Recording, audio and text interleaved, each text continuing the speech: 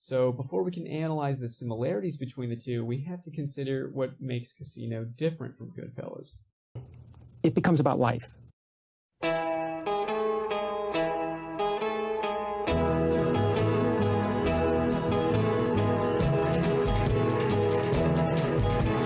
The pictures I make, I'm talking about. It becomes about the fact that, yes, I adore these old movies and everything, but I can never make them. In the process of making the picture, I tried to learn about myself, learn about life. And I think talking about infusing enthusiasm to other people about it's mainly about that, not about the films.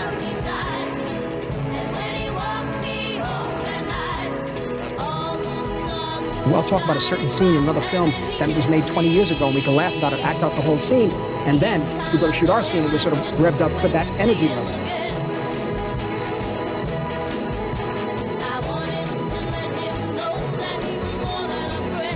Jimmy Two Times, who got that nickname because he said everything twice, like... I'm gonna go get the papers,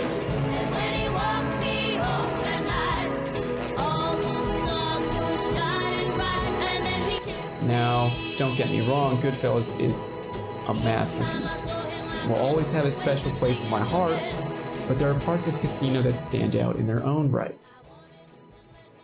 What do you guys want out of my life, huh? Police, stay in the fucking car! The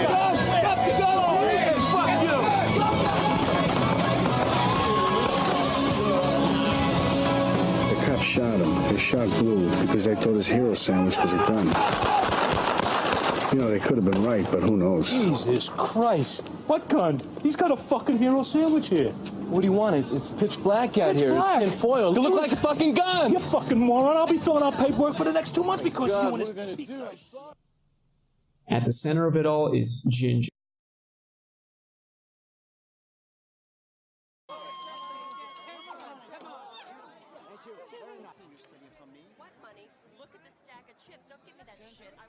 We learn that Ginger has gotten as far as she has by exploiting others to get what she wants. Her obsessions began to consume her, and her greed became one of the main forces behind their relationship. Can I trust you?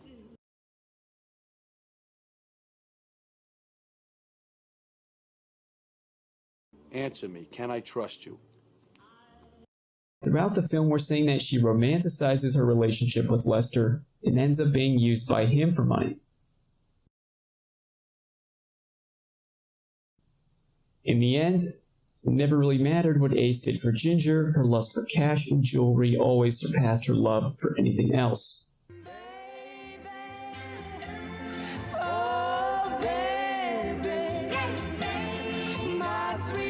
This is why her life starts to spiral out of control, essentially tearing down the dynamics between Sam and Nikki.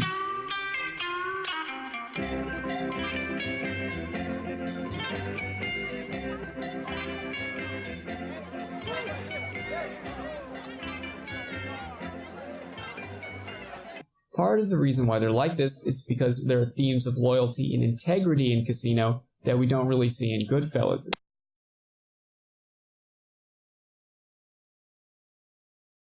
So we know that Scorsese likes to depict these anti-heroes as a sort of protagonist. But more importantly, what is the reasoning behind this? We see that the more relatable both of those characters are, the more we can see ourselves in them. Nikki has become this morally reprehensible character. For instance, take a look at the scene where Nikki's making pancakes for his son. We can't help but feel as though he really isn't that bad of a guy. We're not used to seeing this side of him, so there's a part of us that relates in some way and causes us to reflect with that. Little butter, right? Not a lot. You know why, right? Yeah. Why? Maybe it's because it evokes this sense of empathy with characters that we typically consider antagonists. Needless to say, Joe Pesci nails it. So it hits you that much harder when they fall into the very chaos that they've created.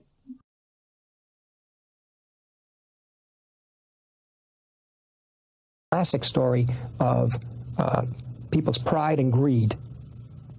It's just going to the point, to the level where they bring down themselves and bring down an entire empire. Just when they have it all together. Just when they had it all.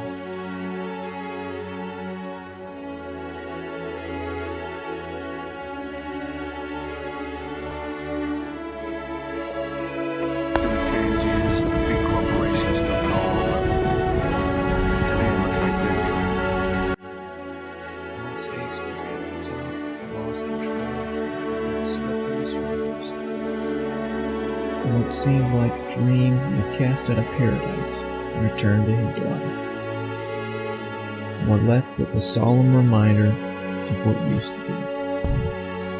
These are just a few of the many reasons why Casino has become one of my favorite movies of all time.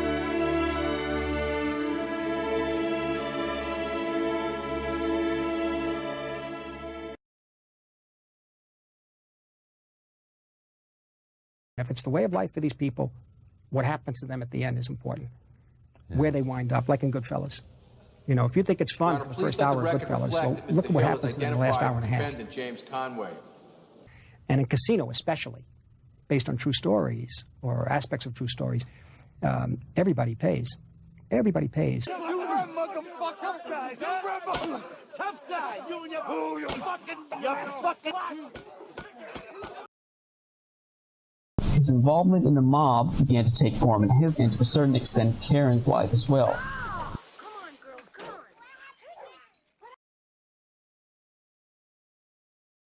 on. Here I am. You home? Home, I'm leaving. I've been here all the way. Let me look at you. Let me look. What do you think? I look good. You look wonderful. Listen, just be careful. Congratulations. I wish you lots of luck.